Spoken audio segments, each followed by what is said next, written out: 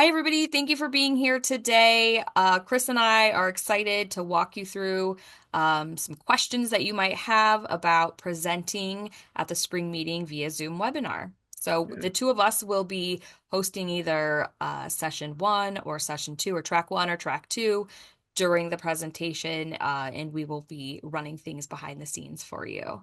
And thanks. I just wanted to say thank you for being a speaker for us. We really do appreciate your support and everything that you do for ICHP and your engagement. And so we're putting this webinar together as hopefully a way that you can kind of quickly go through some things, get comfortable with the layout, what things are going to kind of look like, and how your presentation will go. So we listed a few questions that we thought you might have, so we'll go through those. The first question you might have is, how do you join as a presenter or a panelist? So what Zoom is going to assign you as a speaker, you are a panelist.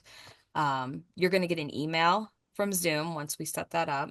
And one important thing to note, your presenter link is what gets you into the background.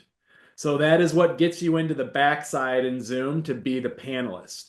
If you end up the day of, you're having trouble finding that, and you click the general session link, Zoom may put you into the audience. If that happens, reach out to Melissa or I, and we can move you over in presenter mode. Yeah, this is an example of what Chris got as a panelist, telling him what the name of the meeting is. So basically, this is going to be broken into different tracks, track one, track two, and then each one will have an AM and a PM session. So you will get the link for the session that you are speaking in. You'll have your webinar ID and your participant ID. Those are specific to you. So if for whatever reason there was an issue and you had to call in with audio, you would need those numbers. Also, we ask that you don't forward this email, because what happens is, let's say you forward it to a friend, then we get two John Smiths logged on as panelists, and it just makes things confusing and a little clunky. The other thing that's nice right there is you can see the add to that Melissa is highlighting. If you want to add it, it'll have in your calendar either Outlook, Google, or Yahoo. You can add the calendar invite that'll have your panelist link for the specified time for your presentation. The only caveat to that is, it will be like Melissa said, there'll be one link for the morning session of track one. So that link might look like your presentation is going from, I'll just be, make up a time here, from 8 a.m. till 11. That's not your entire presentation time. That is just that track one morning session link for the day. Right. So there might be three or four presentations or within that time period. We want you to log in during that break right before your session starts. So if you look at the syllabus, or the schedule at a glance, you'll see that there's about 5 minutes between every session. If you log in between that 5 minutes as a panelist, if somebody else is finishing up their presentation, the way that the settings should be, you shouldn't pop up on the screen or anything like that, but you'll want to make sure that your camera's off and that you're muted during that time. And then once that presentation finishes up, we will check in with you, we'll get your slides pulled up, and we'll test your mic and all of those things. And the speaker confirmation information or the communication that'll be coming very soon from Sharon Karina, if by the time you watch this you don't already have it, we'll have your time and everything outlined as well in terms of the communications from Sharon.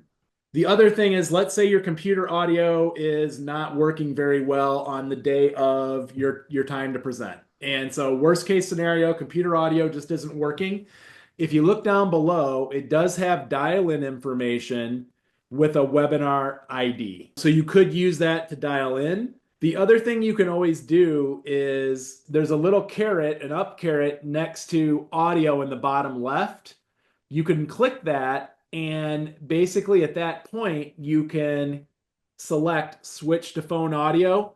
A pop-up comes up and it will actually allow you, it gives you a number, a meeting ID or a webinar ID in this case, and also a participant ID that you can put in to get in through phone audio. And that's great if your computer is still working and you're still able to see what's going on, but maybe it's some connectivity issues and it's being a little glitchy.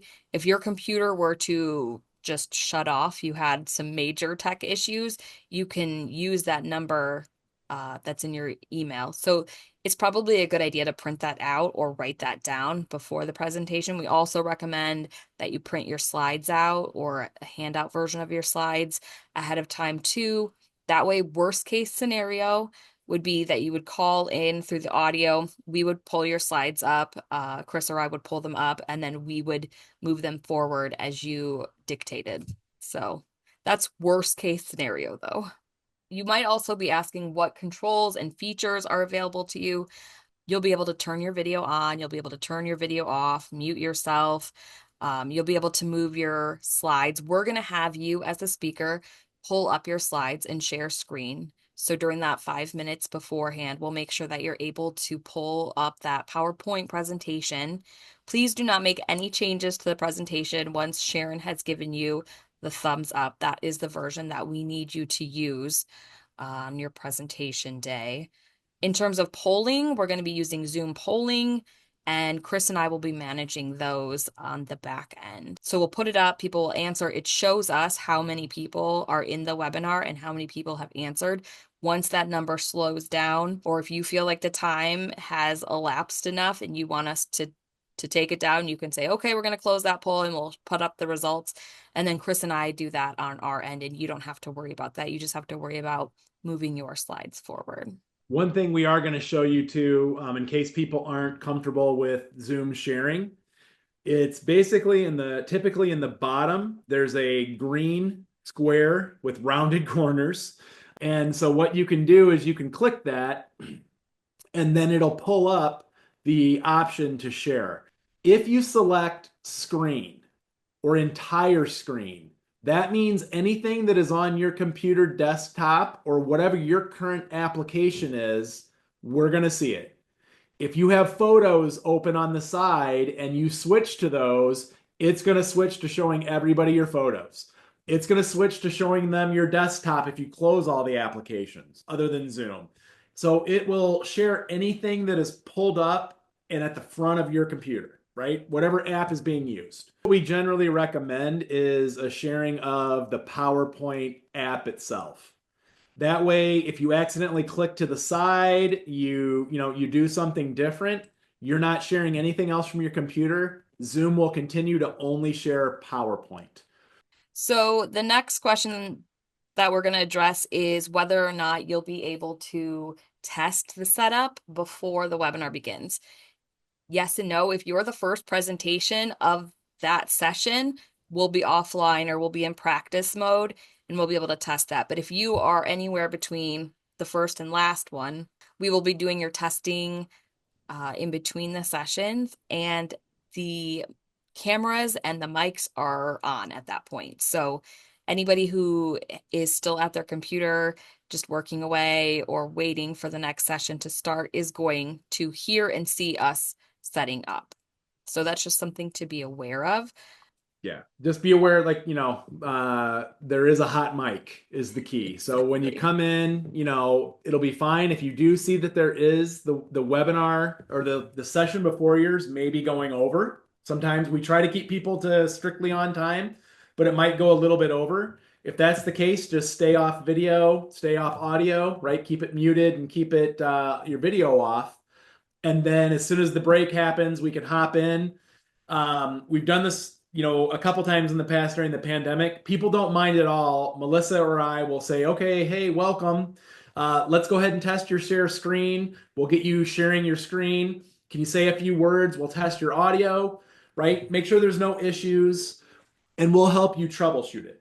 The audience will be able to hear us troubleshooting or setting up, but that's really no different than if you sit in the front row at the conference where you hear us, where we're up at the podium and the projector's not working, or there's an issue with the microphone or other things at a live event. So we just mention it so you realize that number one, that's okay. But number two is that people in the audience will hear our setup conversation. Another thing to make note of, we don't have a Zoom background screen or anything like that. You can blur your background if you like. If you're not going to blur your background, just make sure things are, tidied up behind you. Also, if you have pets, sometimes we've had people who Or like if the dog's not in there, she's going to bark the whole time and you might hear it. Or otherwise, we just ask that you put them in the next room just so that the audio quality stays good. The other thing along those lines, perfect world, it's a location where you know the Wi-Fi or there's a as good or there's a wired connection. It's not the best time to probably be presenting at a coffee shop. Somebody's going to say, well, that's obvious. That wouldn't be where I would do it. But we have had some presenters in the past where they choose a new location where they've never tested the Wi-Fi before or seen what the Wi-Fi signal strength is like, and that's usually where we run into issues. So what I would say is just make sure it's a location that you're familiar with and that you've tested that the internet connection is, sufficient to present. Yeah, same with if you're using any kind of new microphone, headphones, anything like that, test that ahead of time. Make sure that you're connected to the correct one. That sometimes can be an issue, but we can usually troubleshoot that in between. But anytime you have a chance to test that ahead of time is good. The other thing that's part of testing your setup on your own as well, make sure you open the Zoom app itself. So open Zoom and make sure it's as up to date as possible. Because the other thing that we've run into is somebody, right? They're running a little bit late. Hopefully, nobody's running late for their presentation, but they're already feeling a little stressed. They go to open Zoom, and lo and behold, it is doing an update. So, what I recommend is, maybe the day or 2 days before, open up the Zoom app, just make sure it looks like everything is good, check for updates, and you should be in good shape if you do that. So you might be wondering how you're going to engage with your attendees during this presentation since it is virtual. There are a few options. We already talked about polling. That will be a way to interact with attendees. The other ones are the Q&A and the chat. So you will have access to those. You will be able to view them throughout your presentation. People may put questions in the chat as they have them. We usually recommend that you address the questions in the chat or in the Q&A at the end of the presentation, just in the interest of time, in case you're running a little over. But just so you know, you will be able to see those, and your moderator will be able to read those to you at the end of your presentation so that you can go over those. What you will have is a question and answer box at the bottom of the screen that you will see it too as a presenter. There is a Q&A box, but also all of the attendees will have that Q&A box and they can type in a question there, as well as they could use the chat function, which I think many of us are very familiar with anymore in terms of Zoom, where you can click the chat and you can put a question in chat. Melissa already mentioned, I think, that the moderator or Melissa or I, as the hosts, we can also help with that too, if needed. If somebody isn't noticing a question someplace, either in Q&A or in the chat, Melissa and I can kind of say, "Oh, hey, and moderator, I don't know if you noticed, there is another question that came in through the chat. Take a look, or if you'd like, I can read the question for you." And so Yeah. we'll help the speaker and the moderator both in terms of engaging the attendees and fielding those questions potentially. Yeah. The thing to note, though, is that attendees will not be able to ask the question on video or on audio. It will only be in a text form. Okay, you might be wondering, will the webinar be recorded? We are not recording, with the exception of one program, one law program that we're going to use at a later date as a home study program. These will not be recorded, so they will be live. We kind of talked about this a little bit too. What happens if I lose connection? That's where it's a really good idea to print out your slides ahead of time so that you have a physical copy of them, as well as that email with the different codes from Zoom that you're going to need, with the phone number and then your ID to get in. So that's what we would do. Like I said, worst case scenario, we would pull up the slides on our end. We'll have a copy of those saved on our desktop as well. We'll pop it up there, and then you would verbally take us through those slides. If you're wondering how do you collaborate with other panelists or co-hosts, that's going to be done through the chat. In that in-between session, those 5 minutes in between presenters, you'll be able to, anybody who's a panelist, so your moderators, your other speakers, or the hosts like Chris and I, you're going to be able to talk to through your microphone, through video, audio. Anybody else, It's just through the chat, but you will also be able to send chats specifically to people who are panelists. So again, your moderator, your other speakers, or Chris and I as the hosts. Yeah, so for the panelists, right, as speakers, it'll be just like your normal Zoom or your normal interaction where you can see each other, you can hear each other. Just remember that means the audience can hear and see you too. So while we can talk to each other and the audience cannot speak with us, they can hear us. Yeah. In terms of controlling the visibility of the attendees, that is something that Chris and I are going to handle. The way you'll actually be seeing it during the presentation will be a side-by-side speaker view. So whoever is speaking will be on the side. And if you are the one sharing the slides, you're probably not going to see that shift because your screen is going to look a little bit different. But if you have two speakers in your presentation, the one who is not sharing the slides is probably going to get that different view then. The other thing with that is we are going to have, if there are two speakers, one person will have control of the slides. And so coordinate with each other to determine how you want to advance slides and how you want to do that because it's not really feasible for the initial person who has the slides and is advancing them to stop sharing, have the next speaker come up and start sharing in that scenario. The other thing with the visibility I would say too is ICHP staff are there to support, to help. So if there is a problem, your main role is the presentation. We can help with technical issues and walking you through things. The other thing is we'll take a look at what the attendee view looks like, so we'll dial in as attendees too, just to kind of get an idea of what everybody's seeing from the audience perspective too. That way, if there is an issue, we can find it quickly and get it resolved.